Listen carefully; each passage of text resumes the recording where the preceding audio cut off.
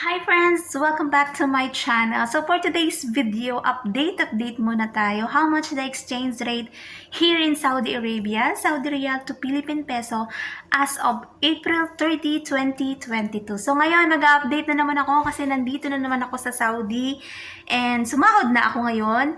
At ngayon ay hindi ako sa NCB nagpadala ng pera. So si Amo na yung nagpadala ng pera ko, hindi niya ako pinalabas ngayon. Hindi niya na ako kasi daw sobrang dali lang magpadala sa STC. Napakadali lang, hindi mo na kailangan pumunta ng bangko. Gamit lang ang iyong cellphone and napakadaling magpadala ng pera sa Pilipinas through STC. Pwede nyo siyang makuha sa Western Union. Kung meron kayong bank account, pwede din doon.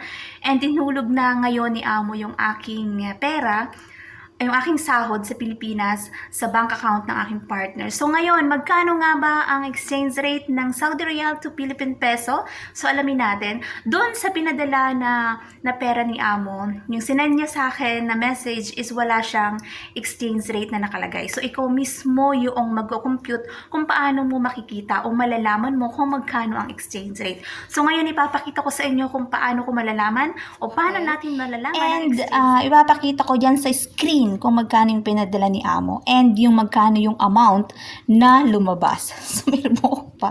So, yan. Magkano ang pinadala ni Amo is 1,000. Ipapakita ko na lang yung total yung amount na pinadala ni Amo. So, 1,000 riyal ang pinadala ni Amo.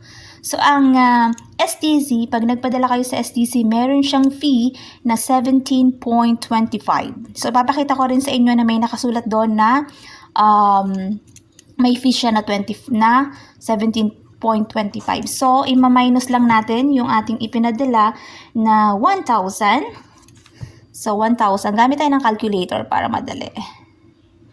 So, 1,000 less 17.25.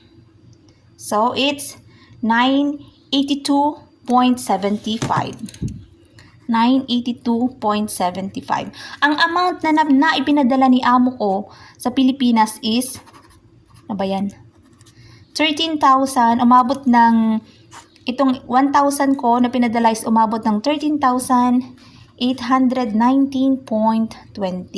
So, i-divide natin yung 982.75. So, magkano ang exchange rate ng Saudi Riyal to Philippine Peso?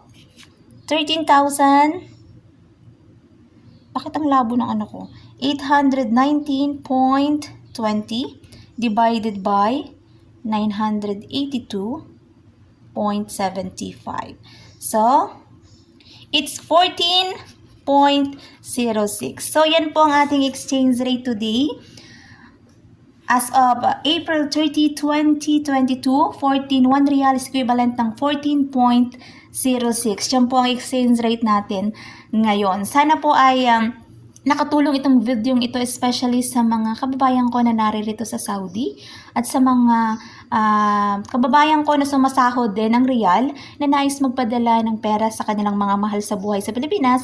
Yan po ang exchange rate natin today. Iba-iba po ang mga exchange rate, iba-iba ang rate ng iba't ibang bangko, pero konti lang po yung difference, point lang. So, at least meron po kayong idea how much the exchange rate today. So, thank you for watching. God bless. Much love. So,